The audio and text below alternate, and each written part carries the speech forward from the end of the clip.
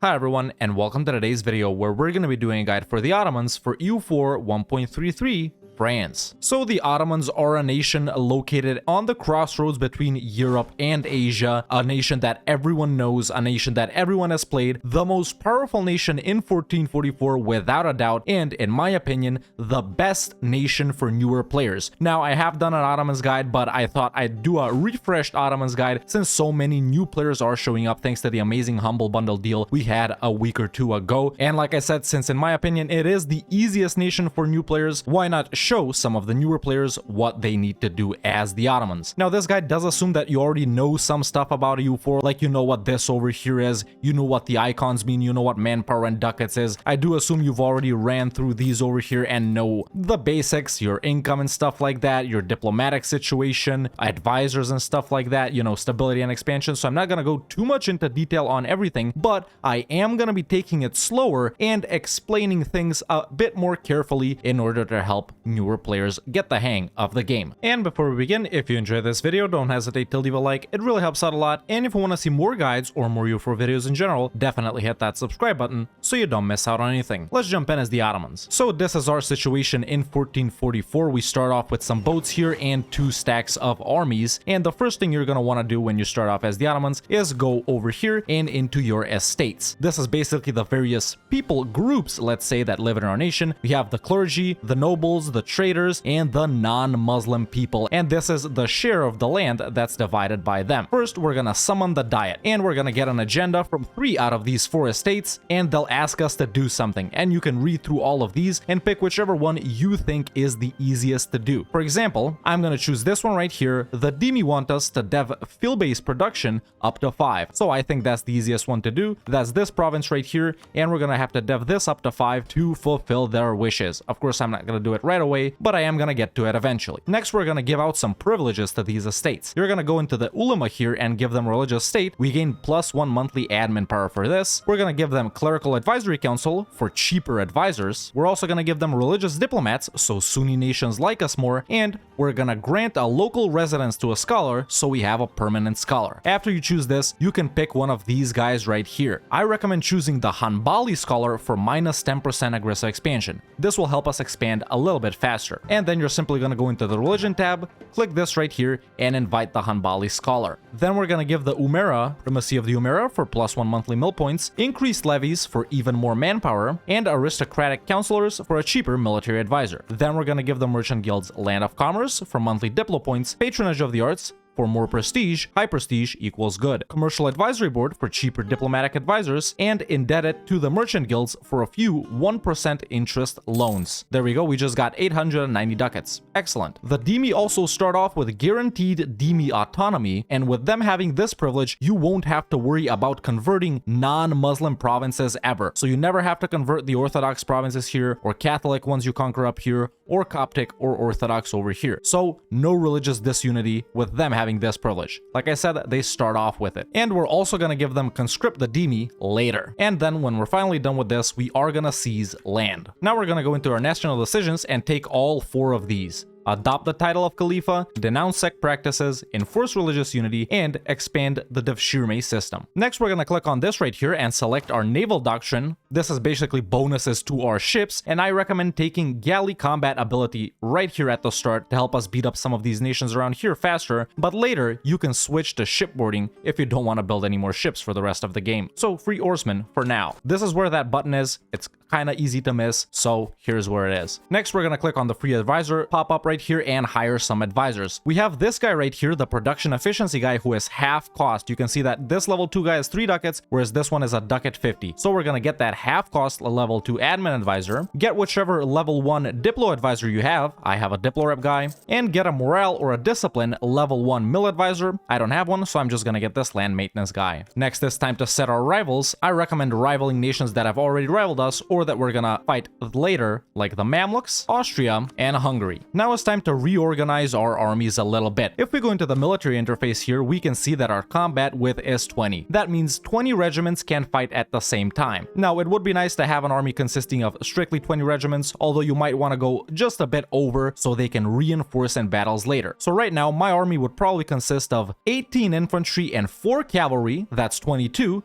meaning 20 of those guys can fight at the same time, and the 2 other ones that can't fight will be able to reinforce. By not going too much into this, that's sorta how you want to build your armies. And as we can see right here, we have 2 stacks, a 10-4 and a 12-4. So we are gonna click on the state of Macedonia right here and conscript Janissaries. For the cost of 40 mil points, we'll get 4 Janissaries. And boom, there we go. They popped out right there. And we're gonna send these guys to merge with these guys. By doing that, we can also fulfill our first mission, reform the Imperial Army, which when we take, gives us perma claims on some areas in Anatolia. And we're also gonna put our general that we already have in charge of this army right here. We do start off with 10% professionalism as the Ottomans, which means we can slacken recruiting standards twice and gain manpower at the cost of 5 professionalism. Since we're gonna be hiring mercenary companies anyway later, which lowers our army professionalism, I do recommend slackening twice so you get a bunch of manpower and we don't lose all that professionalism when we gain a merc stack. And once we do that, we're also going to build 2 more infantry regiments to the main army right here. Next, you're going to click on this small ship stack consisting of 3 light ships, tell them to select a mission, protect trade in Constantinople, and then go home during war. And we're also going to go into the production interface and start building some galleys. I'm going to build around 10 galleys. And there we go, I just started construction on 10 galleys. Don't worry that we're going over force limit, this won't cost us too much. Now it's time for some alliances. The nations I recommend you ally as the Ottomans, even though we don't really need allies, are Tunis and Bohemia. You may not be able to get Bohemia right at the start, but you can if you improve relations with them a bit. Either way, just ally Tunis and Bohemia if you can. Now we're gonna wait for these 4 guys to get here and for the 2 other guys that we started building to also construct. And we're also gonna start building a spy network on the nation of Byzantium. And we're gonna tell one of our free diplomats to improve relations with allies. Now once our armies are built up, we are gonna take our main armies over here in Anatolia. When an army is standing in a province and you see this little skull icon, that means they're suffering attrition and you're losing manpower. When doing this, you either want to split your army and take them to 2 different provinces, or you're gonna want to try and find a province that can sustain them. You can do that by clicking on a province and seeing the supply limit right here. So that means that this province can only supply 20 regiments.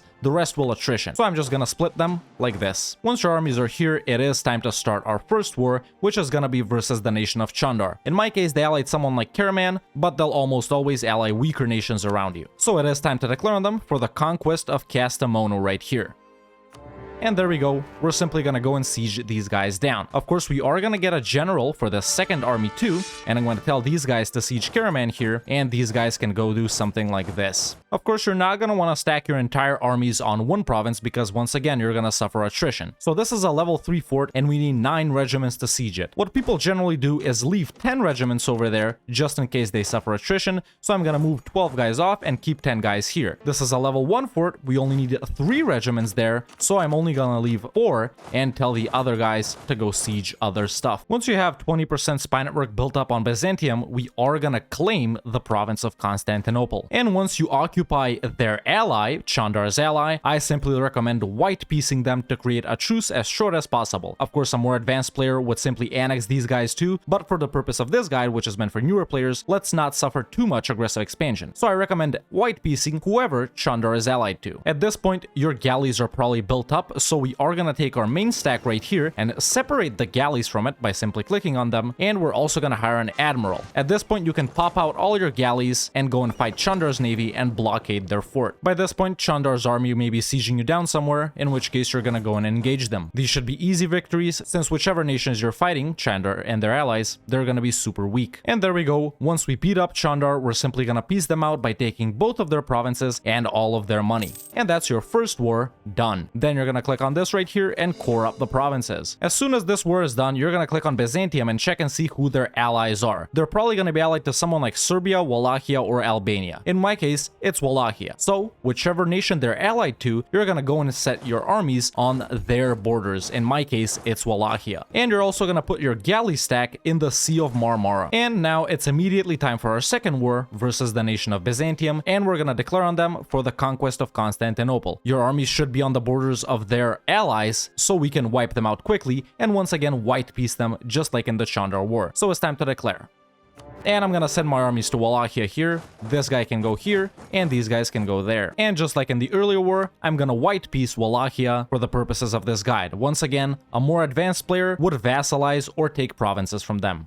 And now I just got my smaller army sieging Constantinople. Of course, I am gonna pull back 4 regiments so we don't attrition too much. And with the bigger army, I'm gonna go and siege down Athens, their vassal, and their fort in Morea. And of course, once you've completely destroyed Byzantium, it is time to piece them out, where we're gonna take everything from them, including their vassal Athens, and as much money as we can. And that's our first 2 wars done. Now, after you're done with this, you might want to chill for a year or 2 to rebalance your economy, take some missions, and generally recover if you've had any sort of trouble in these first 2 wars. At this point, we can also take the mission City of the World's Desire, and that mission gives us permaclaims on some other areas in Greece. In my case, I can also take this mission right here, which I won't, because I'll take a decision first, the decision to make Constantinople our capital. As we can see, we gain stability, a bunch of development, a bunch of changes in Constantinople, and we also become an empire.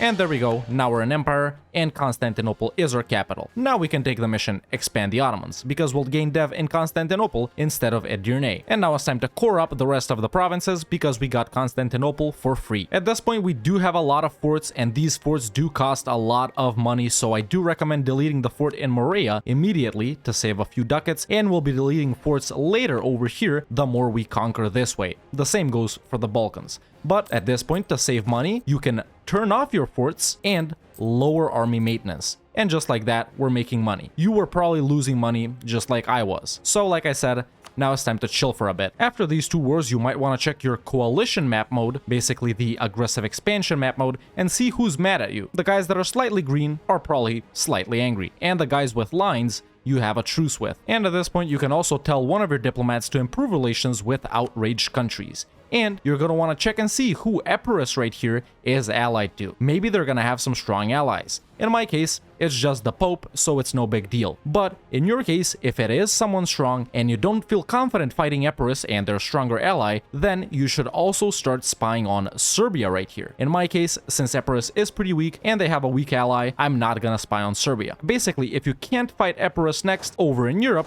you should fight someone like Serbia. I'll explain that shortly. If you get this event, convert Hagia Sophia into a mosque, you should do it. So choose, repair it, and transform it. At this point, if you still haven't done it at the start, and I know I don't mention this in a lot of my videos, you should issue an embargo on all of your rivals. So in my case, the Mamluks, Austria, and Hungary. And you should also send an insult to one of your rivals and a scornful insult to another rival. The reason we're doing this is because of power projection, and when we're above 50 power projection, we gain +1 monarch point in each category. I'm at 49 myself right now, but if I send a scornful insult to Hungary, we gain more, and with that, I'm above 50. Once you finish coring the provinces in Greece, it is time for our third war, where we're gonna go back to Anatolia to fight a Muslim nation once again. By diversifying our conquests between different religions and religious groups and different cultures and culture groups, we are minimizing aggressive expansion that one side can gather towards us. So that's why our third war is gonna be with Karaman. By this point, either our original truce until 1449 has expired, or if maybe they were allied to Chandor, that truce has also expired. So I'm gonna be declaring on them. They're not gonna have any strong allies. In my case, they don't have any allies at all because they just refused a call to arms from Akkuyunlu. So that's our third war versus Karaman. I'm simply gonna raise all my forts, take both armies over there, and take the galley fleet over here. So it's time to declare on Karaman for their capital, Karaman. This is what my armies are set up like right now. If you have an excess of monarch points, which I am saving because I am gonna pay more if I take Miltech before I embrace the Renaissance, so I'm saving it, you can of course bomb their forts for faster sieges. That costs 50 mil points, and you breach the walls. And of course, once we defeat Karaman, we're gonna full annex them as well and take all their money. If they have any allies, you should white piece them. And that's our third war done. With this, we can also take the mission Consolidate Asia Minor, which gives us further permaclaims on these areas right here. Now, it's time to core up the provinces that we took from Karaman, chill a bit once again, and get ready for our fourth war, which will be once again back in Europe. By this point, we've gotten some new forts, so after you've gotten each shell, we can see that everything is covered right here, and I do recommend deleting the fort in Shugla and the one in Kocheli, after you conquer Karaman and Chandar. At this point, if you have any ducats, you should build a few more light ships to your already existing light ship fleet. I'm gonna build 2 more for now. At this point, I also recommend full stating Morea right here. If you go into the states and territories map mode, you can see what are states and what are territories, and at this point, I do recommend stating Morea and then going back into your cores and full coring it. By this point, of course, you probably have Tech 4 in all categories, in which case you can start building marketplaces, one of the best buildings in the game. The way I like to build marketplaces, and generally everyone does, is in the provinces that have centers of trade or estuaries. You can find this by going into the trade map mode, and basically you're gonna want to build marketplaces in every province that has either a center of trade, a trading post, or an estuary. Of course, we're gonna build the first marketplace in Constantinople. If you can convert any non-Sunni provinces to Sunni, do it. Of course, you're not going to be converting any Christian ones, but we do have a Shia province right here, which I am going to convert. At this point, since the Renaissance has spawned and we can check that in institutions, we do need to embrace it. Of course, it's going to spawn in Italy, and in my case, it spawned in the Pope here, but Siena has already embraced it. At this point, you may want to ally a nation in Italy, so hopefully they'll knowledge share with you, and you'll get to embrace the Renaissance faster. Let's see if I can ally any Italian nations here in my case, and actually I can even ally Siena, the only nation that already has the Renaissance, and of course I will do that. I will ditch this alliance after I get the Renaissance, since it's gonna be useless. Now, this isn't a guarantee that they'll offer knowledge sharing to us, but they might. At this point, I also recommend spying on Ramazan right here, since we don't get a claim on them. Once you core up the provinces you took from Karaman, it's time for our 4th war, which is gonna be versus Epirus. Like I said, if they have a nation that you're not really sure you can beat, maybe they're allied to someone like Aragon, it can happen. In that case, you won't fight Epirus, you'll fight Serbia or Wallachia, depending on which nation looks easier to fight in your case. But in my case, I am gonna fight Epirus. It is sort of the next nation we do need to fight to advance down our mission tree, so I'm simply gonna send my boats out here and my armies over here, and of course I'm gonna raise maintenance and forts once again. In my case, they're allied to the Pope. Not too bad. So it's time to declare. For your tier 2 government reform, you should of course take strengthen noble privileges. I did forget to mention that as the Ottomans, we do have a unique government form, the Ottoman government, with aside from the fact that we get amazing rulers and heirs, we also gain yearly legitimacy, absolutism, govcap, and some other nice bonuses. A super powerful tier 1 gov reform, one of the best in the game. Of course, the only nations you're gonna white peace are the nations you sort of want to fight soon. That's why we were white piecing all of the allies that were close to us anyway, so we don't have massive truces with them. And by the way, that's a big hiz and kaifa. Either way, nations you're not gonna fight soon, basically nations you're not gonna conquer, of course you are gonna take stuff from them. I'm gonna take all the Pope's money and war reps. And just like that, my war with Epirus is also done, and we will of course be full annexing Epirus. Once we do that, we can take the mission Conquer Greece. It gives us permaclaims on Serbia and these islands over here. Don't be afraid to take loans in the game. Loans are good. They help us achieve our goals, especially burgher loans, which are basically merchant guild loans indebted to the merchant guilds. Since I paid off my old 1% loans, now we're bigger, so our loans are bigger. We can once again take indebted to the merchants, and just like that, we have 1,200 ducats, and we can build even more buildings. Once again, I recommend marketplaces, and an easy way to tell where you should build them is pretty much every province that's going to give you above 2 trade power. That's how you generally know where those marketplaces and centers of trade are. So I'm going to build one right here. It is a level 2 center of trade. One more right here. Boom, there we go. I'm going to build one in Sinop as well, in Salonik too, and in Athens. I've pretty much built them in every province that I own that has a center of trade or estuary, and you can also build a church or two. I'm gonna put one in Constantinople. Another thing you should do is upgrade your centers of trade. We do also have an age objective that requires us to have 5 level 2 centers of trade. At this point, Salonik, Shugla, and Hudavendigar will probably beat level 2 centers of trade, but of course you should upgrade Constantinople and Athens as well. Like I've been saying, a good way to chill while doing conquests is waiting until the stuff you already conquered cores up and then continuing along with your conquest. Of course, more experienced players would be more aggressive and would have a little more land by this point in the game. But if you're a less experienced player, you will want to manage aggressive expansion the most and keep checking on that and basically chilling until it dies down and you core some stuff. Once you get to Admin Tech 5, for your first idea group as the Ottomans, I recommend taking offensive ideas. This will buff up our army quality significantly and our generals, especially with all the bonuses to generals. Plus 20% siege ability is insane, paired with the Ottomans plus 33% age ability, the Guns of Urban, for the Age of Discovery, and it'll generally help you along the entire game with the discipline and land force limit as well. So offensive ideas for your first idea group. Once you've corded up the stuff from Epirus, it is time to shift our focus back to Anatolia. Like I said earlier, we're hopping between these two regions to disperse aggressive expansion, and you're going to be declaring on whichever of these nations you find the easiest to fight, basically the nations we have claims on. In my case, I'm going to be fighting Dulkadir right here. You may be fighting Ramazan, Dulkadir, or maybe even Akkuyunlu. So it is time to declare.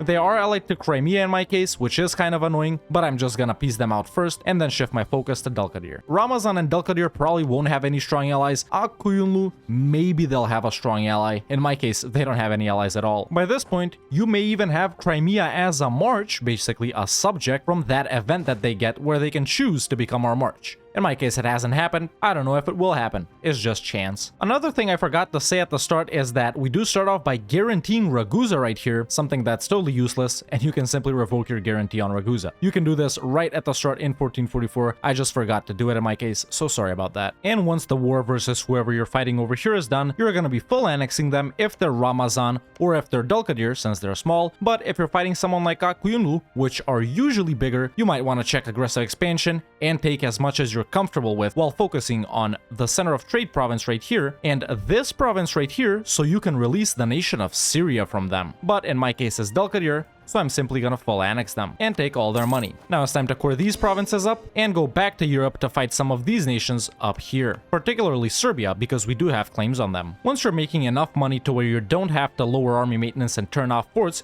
you can also drill with your armies. This increases army professionalism, and high army professionalism equals good. You can see all the benefits we get from just 6% right here. And of course, if you can sustain it, definitely do build up the secondary army to the size of the first army, or at least close. You can manually recruit guys, or you can even get Janissaries for a cost of mill points. Janissaries are a special unit type that the Ottomans get. Of course, reinforcing is a lot more expensive, but they drill a lot better and receive less fire and shock damage. There is an event later in the game where you can get some instability and stuff like that. Here it is, the Janissary coup, and it's not that bad, to be honest. You can get Janissaries, you can not get Janissaries, you can mix them up. I like to get at least a little bit in my armies. And there we go, I just hired 6 Janissary regiments. You can only recruit them from areas that are not Sunni, basically the Orthodox provinces in the Balkans. Once you core up the provinces from Anatolia, like I said, it's time to fight Serbia. In my case, they actually don't have any allies at all. I don't know why,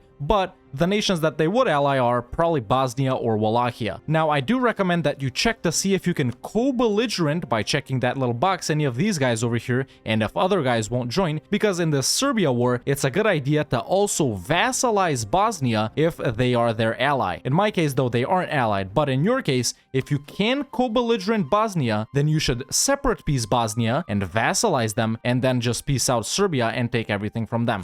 But it looks like I'm fighting just Serbia, so I'm gonna declare for Kosovo right here. Of course, Serbia may not be this size in your game. They may have been beaten up by Venice, Hungary, or even someone like Albania and Bosnia, in which case you'll still fight them and take as much as you can from them, or fight whichever nation owns provinces over here. Now, it looks like the fate of the Crimean Khanate did fire, and they chose to not become my march. Now, if they chose to become your march, that's great. You just got all of Crimea for free. But if they didn't, like in my case, you can select this option to gain a subjugation CB on them and claims, not permaclaims, on some provinces, or you can just get everyone to like you more. Generally, we don't really benefit from expanding in these provinces up here, even though the Ottoman AI does like to do it. And I don't recommend for players to expand in the Pontic steppe either. There's not a lot we can gain from here. So do whatever you want for this event. If you want to expand right here, even though it's not very beneficial, then take the first option. I'm gonna take the second option since I don't care for expanding over here. When the Hanbali Scholar expires, invite him again. For your first age ability as the Ottomans, I recommend taking the Guns of Urban, our unique age ability, which gives us plus 33% siege ability. It's insane. If you get this pop-up saying you can use the Muslim piety interaction, which is basically clicking this button right here or right here to gain certain stuff, and you will want to move towards legalism in all the events you're gonna get, because legalism is better. So yeah, if you get this pop-up, you can debase currency and gain some money, and then click this button to lose the corruption, basically gaining some free money. But as the Ottomans, we're not really strapped for cash. So the thing we want more actually is to push towards 100 legalism. So it's better to keep it towards this rather than clicking this button and reducing it. Right now at 78 piety, we gain tax, manpower, tech discounts, super nice. Generally, as poorer nations, you will want to debase and then click this button, but we don't need the money. And there we go, I've beaten up Serbia. Like I said, you would separate peace Bosnia and vassalize them if they were their ally. In my case, they're not, so I am gonna full annex Serbia. It says a coalition will form, but not really, since we're expanding slowly and there's not a lot of Orthodox nations left. We're also going to take all their money. Now, once we conquer Serbia, or more specifically the gold mine in Kosovo, we have our first gold mine. And not that we really need the money, but it is gonna help us out massively. And I'll explain what to do once we core everything up. Once you get to Admin Tech 6, you will be able to build workshops as well, another super awesome building. And you will want to build them in every province that has a high value trade good. Now, even though some of these provinces say 0 and stuff like that, that's because of high autonomy there, and we will gain bonuses from them later. So high value trade goods, in my opinion, are trade goods which give you more than 2.5 ducats or 3 or something like that. So this is the trade goods map mode. We can see all the trade goods here, and you should build them in places that produce iron. That's 3 ducats right there. Copper, that's 3 once again. Cloth is 3. Gems spawned in Constantinople from an event, that's 5. So all the high value trade good provinces build workshops in them. Not stuff like wool though, or cows. So there we go, I'm gonna go back here, and of course I'm gonna build one in Constantinople, and in all of these high value trade good provinces. Let's be careful not to click on this one, these 2 right here, and then we'll simply move along. Speaking of autonomy, because we do have low crownland, we have been gaining autonomy during all this time. So of course you are going to want to go into your local autonomy interface and decrease autonomy in every available province. And you will want to check in this interface every few years to see if you can lower autonomy everywhere. High autonomy is not good. Sure, some rebels will spawn because you're doing this, but you're also going to gain army tradition by fighting the rebels. So lower autonomy whenever you can, and don't forget to do it. Once you core everything up over here, you should state this state right here. So there we go, let's make it a state. Boom, let's full core it, and we're gonna activate the Encourage Development State Edict for cheaper dev. And we're gonna wanna dev this province in production up to 10. That's sort of the sweet spot for gold production, and of course, don't forget to lower autonomy when you can. And there we go, boom, I'm gonna dev a couple of times. It's 54, so I can dev once more, and I'm gonna bump it up in mill, so I can bump it up in dip as well. Like I said, we're taking it to 10. Once you core up the stuff from Serbia, it's time to go back here and take some more provinces, and you're probably going to be fighting the nation of Akkuyunlu if you've already wiped out Ramazan and Dulkadir. Now, like I said earlier, ideally, Akkuyunlu in your case would still own this province right here, a super important province. Now, when you fight Akkuyunlu, you're also gonna get it, of course, and then once you get it, you are gonna go here and release the nation of Syria. So the nation of Syria will pop out from the province of Ar-Raqqa. Now, if you hover over Syria's core right here, you can see all the highlighted provinces that Syria has cores on, and by using the Reconquest CB on the Mamluks, we're gonna be able to get all of those super expensive provinces for super cheap in one single war. So that's why that province is so important. But in my game right here, the Mamluks are actually pretty aggressive. They're pretty big, and they have Hizan Kaifa and Hassa as vassals. So that's why they've taken this province right here. And I can't release Syria from that province. So that's why I'm just gonna fight Akkuyunlu here, vassalize them, and then reconquer their cores from the Mamluks and their subject Hizan Kaifa, and then release Syria. Like I said, super important province. This is one that you have to get when you fight Akkuyunlu. I can't do it in my case. Oh well. By this point, I've also already devved Kosovo up to 10. And there we go, now that I've beaten up Akkuyunlu, I'll be vassalizing them, but like I said, you'll be full annexing them and releasing Syria from Ar-Raqqa. And there we go, now I have a vassal. Once you've beaten up Serbia, you should start spying on Wallachia. Once you're sort of at this point, I do recommend buffing up your navy a bit. I'm gonna build 1 more galley so I can have 20, and I'm also gonna build 3 heavy ships. For your second age ability, you should take Justified Wars. Once you've chilled a bit from the conquest of Akkuyunlu, or the vassalization of Akkuyunlu in my case, it is time to declare our first big war, and perhaps your first challenge if you're a new-ish player, the war versus the Mamluks. Of course, my armies are into position here, and I did hire the Free Company as well. I did slacken before I did that, so I got some manpower, so I didn't just lose that professionalism. My fleet is right here in the Gulf of Cyprus, and we're gonna be moving it along the coast right here. I've got 20 galleys and 3 heavies. It probably should be enough versus the Mamluks. I guess we'll see though. And of course, I will be declaring on them for the conquest of our Raqqa right here, which is basically the Syrian core. And like I said, you'll be declaring a reconquest for one of Syria's cores, preferably Antioch right here, but I myself will be declaring a reconquest for one of Akuyunlu's cores. You can take a lot more than I will in this war, and I'll tell you what to do later. Of course, I am gonna call in Tunis in this war, because why not? So it is time to declare. The best time to declare on them is when you have Miltech 6, but they don't. In my case, I do have Miltech 6. They're at 5. The advantage is huge. And if you declare on them with that tech advantage, the war will be super easy. But if you're on same tech, you might want to be careful. Try and avoid fighting them in mountain provinces especially, and you can let them come to you. You can also activate the defensive edict in your border forts right here, so they have a harder time penetrating your nation. So I'll simply send these guys over here to siege Hezm Kaifa. These guys can go to this fort, and these guys right here. You can also bomb any coastal forts if you want to, like the one in Alexandria. With the siege ability from offensive ideas and the Ottomans' age bonus as well, you should have no problems blazing through the Mamluks' forts. For your tier 3 government reform, you should take centralized bureaucracy. By the way, this is where I'm at with the Mamluks right now. The tech advantage is insane. You'll have no problems smashing their armies if you declare when you're on tech 6 and they're at tech 5. For your second idea group as the Ottomans, I recommend taking diplomatic ideas. Now, diplomatic is super strong, especially with what we're doing as the Ottomans,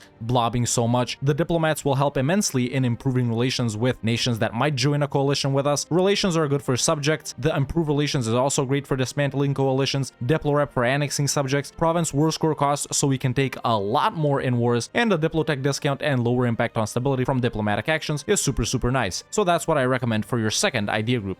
Diplomatic. And there we go, the war is pretty much done. I've almost 100%ed the Mamluks, and like I said, when you're gonna be piecing out, you're gonna give all of Syria's cores back to Syria, which are all of these highlighted provinces right here, from Rabba to Azraq to Saida to Antiochia. So all of these provinces right here, and it's gonna be super nice and super easy without a lot of aggressive expansion. Something else that you might want to take in that war, if they even own that province, is some provinces over here which are Mashriki culture and that Iraq has a core on. Now, that might not be the case in your game, but it is in mine, so that's why I'll explain this. Basically, we can also pop out Iraq from Mashriki cultured provinces, which are their primary cultured provinces. So in my game, I'm gonna do a little something like this. I'm gonna give Akuyunlu these 3 cores back over here that they have. I'm gonna take Raqqa, so I can release Syria, of course, but I'm also gonna take other provinces to pop out Syria from, these ones right here, and I'm also gonna take the province of Haditha so I can release Iraq just like you would release Syria, and I'm also gonna full annex Hezm Kaifa and also pop out Iraq from those provinces because Iraq also has cores on those provinces. Now, you can't pop out Iraq from these provinces because they're Kurdish culture, and that's not Iraq's primary culture. So that's why I'm also taking the province of Haditha. That's why I'm gonna be taking this right here along with all their money. And that's my first war versus the Mamluks done. You would own this right here instead of this right here. So now I'm simply gonna go into the subject interface and release the nation of Syria. They'll get these 4 provinces, and later we can reconquer these. You would have already done that. And I'm gonna release the nation of Iraq. They're gonna get 4 provinces because I also have these, but if I didn't get this one, I wouldn't be able to release them from here. And boom, there we go. I've just released 2 subjects. We can reconquer Syria's cores from here and Iraq cores from over here. Super nice. If you do find yourself in a situation with above 100 ducats, I recommend constructing the Parthenon to level 1. It's a very nice monument that gives us advisor discounts. Super useful. So I am gonna start building it. If you do find yourself with a bunch of subjects, you can always give the Umera strong duchies for +2 diplomatic relations and -10% liberty desiring subjects. I also just deleted these 2 forts right here because they're not useful anymore. There are other forts ahead of them. Now that some time has passed, I'll be declaring on Wallachia with the claims I've built up manually. Wallachia is another nation I recommend vassalizing because they are a pretty good subject to have. They have nice militarily focused national ideas. You can even turn them into a march instead of a regular vassal later. And it's time to declare on them, if they still exist, of course. I'm gonna declare for Girgir right here, and co-belligerent Montenegro, which has popped out of Venice. I think Venice lost to Austria. And in fact, I'm also gonna co-belligerent Herzegovina. Why not? You can co-belligerent guys if they won't call in their additional allies, or you can take it slow and just fight one nation at a time like we did earlier. it's totally up to you. These are just nice opportunities you can take advantage of. And here I'm simply gonna separate piece Montenegro and full annex them. And with that, I can take the mission Conquer Serbia, which gives us permaclaims on Bosnia and Wallachia. And now that this war is done, I am gonna make Wallachia my vassal and annex Herzegovina as well, along with as much money as I can. And there we go, we're done, we have Wallachia as well, and we can take the mission Conquer Wallachia, where we gain permaclaims on some of Hungary's provinces right here. And like I said, I will be turning Wallachia into a march, because they'll get some awesome army bonuses, and we're not really interested in this land right here since it is in the pest trade node, so we don't want it that much right here in the early game. And Wallachia being a march will help out a bit more in my opinion. Of course, once 10 years have passed since you've made a subject, and if you have about 190 relations with them, you can totally start annexing them. I'll do that without Koyunlu. Most likely, you'll be doing it with Syria once you've gotten all their cores back and 10 years have passed. Of course, when you get to Miltech 7, it is time for cannons. You will have the force limit to do it, and you will have the money to sustain them as well. This is what my armies look like right now, and I'll build 7 cannons to each of them. Of course, during this time, because you are so big and because you have Diplo ideas, lots of nations will like you. These are the guys I can ally. I can even ally Poland, the Timurids, super strong nations. Not that we need any of their help. Well, maybe if you find yourself in a situation like this, you could ally Poland to help you versus Austria. But you can also check to see if any nation is willing to accept a diplomatic vassalization. Now, they won't be on the map, but they do show up here, and they'll usually be tiny nations. I can even vassalize Siena over in Italy and gain a foothold in Italy like that. Of course, vassalizing these one province guys isn't that useful. They'll take up a diplomatic slot for at least 10 years, but you can use it on some super annoying nations to conquer, like Cyprus for example. Such an annoying island to invade, they're guaranteed by the Mamluks, and it's a lot better for us to diplo-vassalize them rather than do such an annoying war. So that's what I am gonna do. And by around the 1480s, your game should look a little something like this. Basically, we started off as the Ottomans and started expanding in 2 different regions, the Balkans and Anatolia, which feature various different cultures and different religions as well to minimize our aggressive expansion. Basically, what I've been explaining the entirety of this guide: fight a nation here, fight a nation here, fight a nation there, fight a nation there, in order to not fight similar nations so they form a coalition against you. We started off by fighting Chandar and building up our army and then taking Constantinople, which basically unlocked both branches of our mission tree. Now, the Ottomans mission tree isn't that good, but it will give you claims and it will sort of guide you to where you sorta need to conquer. And by this point, you should look a little something like this. You should own most, if not all of the Balkans, most, if not all of Anatolia, and you should have started expanding a little bit outside of those regions. Of course, don't worry if you're smaller than this, if you're a less experienced player, and more experienced players will of course be a lot larger than this at this point, but everyone's skill level is different, so just play your own game, have fun, and play at your own pace. By this point, I have 2 full army stacks right here, and the Free Company as well, so my army is pretty large. 86 regiments, almost at force limit. It is comprised of 26-4-7 at this point, sort of the ideal composition in my opinion at this point in the game. Of course, we might want to bump up cavalry rate later because we do have cavalry combat ability, but that's totally up to you. And the Free Company is just to help around and siege some lone provinces. This is my main battle fleet right here: 5 heavies, 20 galleys, not bad at all. Ideally would have 10 light ships protecting trade in Constantinople. I've got some transports right here to help out with the islands, and your armies and navies should look pretty similar to this. Of course, you should have stated most of the land that you've conquered, and you should have lowered autonomy as much as you can everywhere that you can. And of course, you'll keep seizing land and getting more crown land ownership the more you conquer,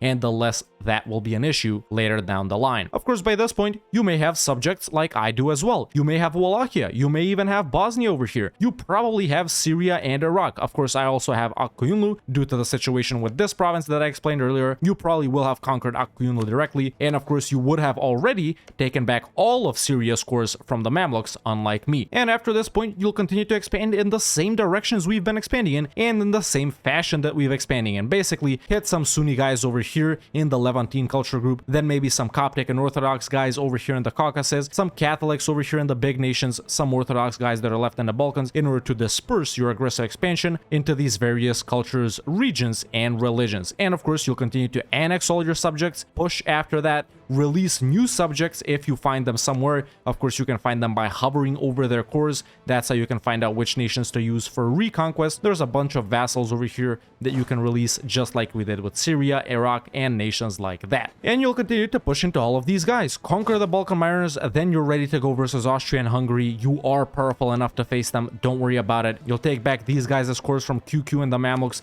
and then full annex them. You'll continue to expand in Egypt, in Saudi Arabia, in the Caucasus, Persia, and if you're feeling bold enough and you want to make a ton of money, you could even push into India later down the line. And as the Ottomans, I sort of recommend conquering these couple of regions over here if you're going for a smaller type of game, but if you're going for a medium-ish type of game, I recommend going for this right here. So from the Balkans to Bengal, and if you're going for a long game, well, you should be owning whatever you want, but generally Iberia, Italy, the Balkans, North Africa right here, and this right here is gonna be your goal. So go horizontally instead of vertically. There's no need to conquer the Pontic steppe, no need to push into Poland.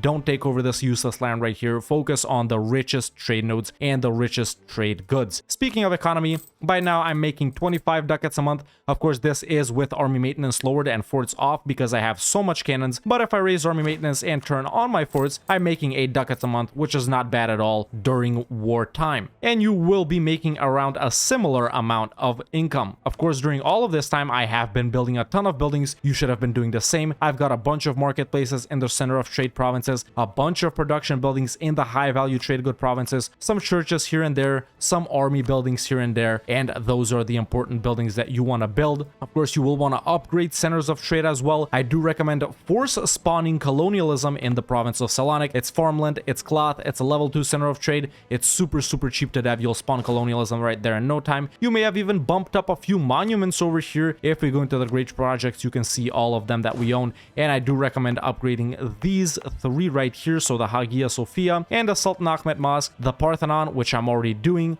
and of course the mausoleum at Halicarnassus is pretty good too, and you'll take advantage of some other ones too if you accept cultures and convert their religions and stuff like that. Of course, we did open up with offensive and diplomatic ideas. I feel like this is a pretty classic opening for the Ottomans for an expansionist style of gameplay. For your third idea group, you'll probably want to take another military idea group, maybe quantity if you're feeling super insane and want to field massive armies. You can also go for quality too. That's not bad either as the Ottomans, so either one of those two, that's what I recommend. For your fourth idea group, it's pretty much up to you. You can go with admin for the gov cap, you can go with trade to make even more money, or you can go for economic to build even more buildings. It's totally up to you, but my opening that I recommend is offensive, diplo, quality or quantity, and then admin, trade, or economic. After that, it's pretty much up to you. Even this is up to you because you're already pretty much unstoppable. For your tier 4 government reform, I recommend taking meritocratic recruitment. For tier 5, I recommend taking general estates. When absolutism spawns, you should swap to royal decree, but if you max out over 100 absolutism, you can totally swap back to general estates. For tier 6, I recommend l'état c'est moi, and for tier 7, I recommend political absolutism. But once again, if you max out over 100 absolutism, you can totally swap to legislative houses and gain 4 admin possible policies instead of just 3. And like I said, by around the 1480s, your game should look a little something like this. If you're not that confident in your abilities, or if you're not sure if your game is gonna go like mine, this save file is available to all YouTube members in the Save Games Discord channel, and you can continue playing as the Ottomans from this state forward. Let me know in the comments below what's the next nation that I should do a guide on. If you enjoyed this video, don't hesitate to leave a like, it really helps out a lot, and if you want to see more guides or more EU4 videos in general, definitely hit that subscribe button so you don't miss out on anything. And you can become a member today and join the Discord. The link is in the description. Thank you so much for watching, and I'll see you next time with another EU4 video.